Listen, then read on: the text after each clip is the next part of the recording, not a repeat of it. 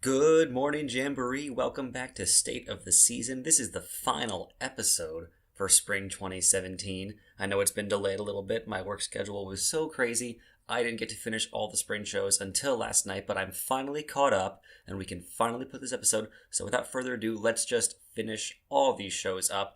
We're going to start with the usual first one, Little Witch Academia, which we had episodes 22 through 25, which, like I had said before, I was a little scared that things were not going to wrap up in time, but I'm really satisfied with how things went.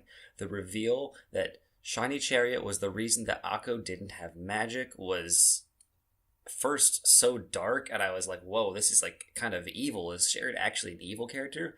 But then it turned out she just didn't know it was doing that, which kind of lessened the blow on that, but it was still like a good twist. And then in the last two episodes, we had those cool fight scenes. The one with Kuroa Sensei was so cool, but it was kind of short, and I was like, oh, is that really it? And I realized, oh, we have one more episode. But then that last episode, oh my gosh, that was like literally on the level of Gurren Lagann's finale. I was blown away. Like, any qualms I had about the show, like not gonna have a good finale because of the pacing, completely out the door because it was all worth it for such a good last episode. Wow, it was really amazing. After that, we have Attack on Titan, episodes 10 through 12. And, I mean, what do you expect me to say here, really? I didn't like it. Who knew? Nothing really happened. There was a super long fight scene out in the field, and uh, just kind of nothing really to say.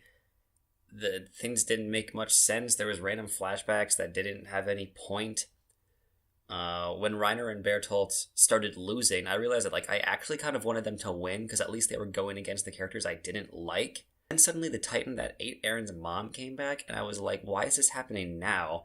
And then Aaron got this new super overpowered thing that controls Titans. I don't even know. It's kind of. I was so ready for it to be done that I couldn't care. So I wish I could say something more. Just it was boring. I didn't like it that much.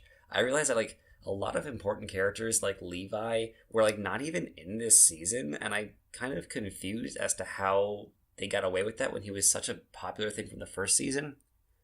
I don't know. And the ending felt so triumphant, but at the same time, like what really happened that was that much of a triumph? They lost Aaron, they got Aaron back. That was the whole plot of the second season. So I really wish it had been different, honestly, in every way. It was underwhelming and I didn't like it that much. And I don't have much else to say about it, just that it was everything I expected, and I expected little. The third show, Sakura Quest, we had episodes 10 through 12. I didn't watch 13 because I'm going to save that to be part of the summer season, which of course the show is continuing, so that's the first summer show we're watching. So in episodes 10 through 12, we got a lot of episodes with Ririko, who I thought was going to end up being a really good character, and guess what? I was right. I think this show did an amazing job of portraying what we can only assume is autism in Ririko, or at the very least, just being really socially awkward. I really loved how they compared it to like being a dragon person and like the metaphors going on. It was really so good. Like is all I can say.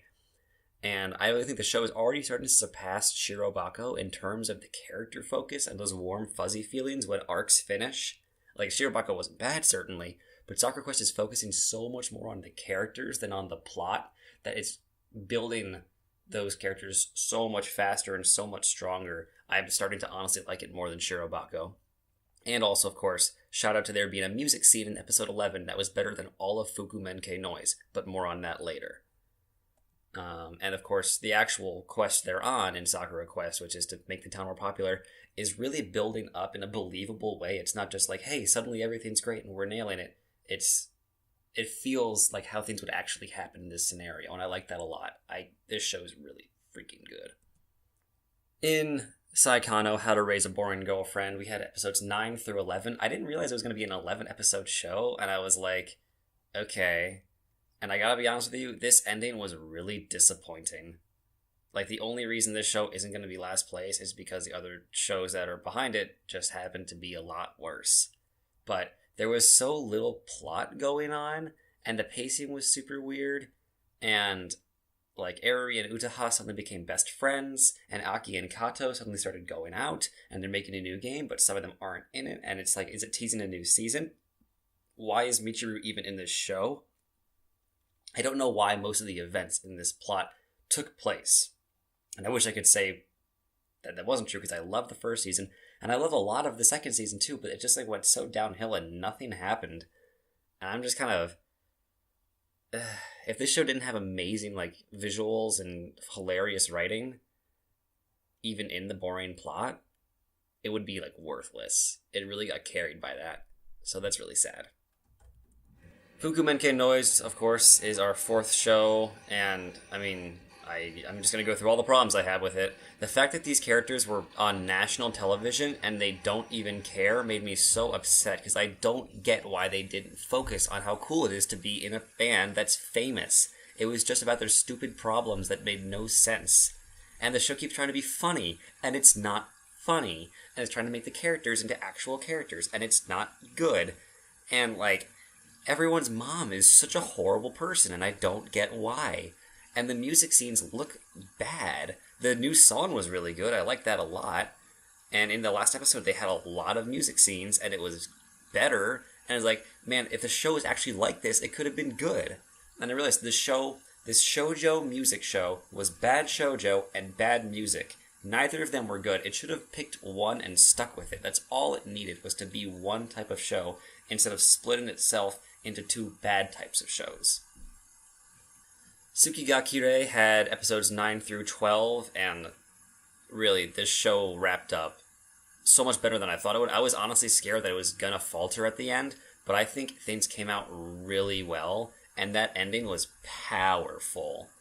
Like, Akane moving away, I was scared that that was gonna be, like, a really bad excuse for drama, but it turned out to be pretty good, and the way, like, she reacted, and the way Kotaro reacted, like, it was real and it was human, and it had those quiet moments that I loved in this show. And then at the end, when things suddenly blew up and Kotaro was screaming and Akane was crying, it felt so good and real and human. And then in the credits scene, things got a little weird, I'll be honest with you, where it just fast-forwarded through their entire lives, and I was like, oh, that just happened. So we're not getting a second season, obviously, but I'm glad to know that they worked out and they had a wonderful life together. It was just not what I expected to happen. But this show had great romance, it had great directing, great writing, and it was cute, and I liked it a lot. And that is our last show in State of the Season for spring 2017. We got through them all. Some were great, some were fine, some I wish I had dropped, frankly. But our final order for the shows in spring 2017, first place, Tsukigakure. No one's surprised by that. I loved it so much I couldn't stop singing its praises. After that, we have Sakura Quest, which, like I said, it's taking the place of Shirobako, its predecessor show, as being my favorite show by these people. Even halfway through it, I'm so happy with it. Little Witch Academia had an amazing ending. I wish I could have put it higher, but I did have some issues with the middle of it. Well, it's still a really good show, so don't think that third place is bad, because this show is really, really darn good, and you should go check it out. Saikano, How to Raise a Boring Girlfriend, started out good, and then got really weird at the end, and honestly not good. So it's going to take fourth place, as it's just starting out the ones that I don't like as much, but it's still worth it if you really like the first season, frankly. Then get into the ones I really just have nothing for. Fukumenke Noise, nothing happened. I had a problem with basically every single thing in the show. I wish I hadn't watched it, I'll be honest with you. So, there you go. And Attack on Titan Season 2 was so pointless and boring, and it all could have been told in 3 episodes or so, and I don't even know if I'm going to watch Attack on Titan Season 3, because I'm just so over it at this point. So, I don't get why people liked it so much. Someone try to debate me on it, please, because I have nothing. I have absolutely nothing. This show was not good. It was bad. That's all for this season. I'll be releasing a video showing the first summer shows we're watching soon, I hope. When I have time, of course. But I am Jim Jam. This has been State of the Season. Thanks so much for watching with me this season, and I'll see you this summer.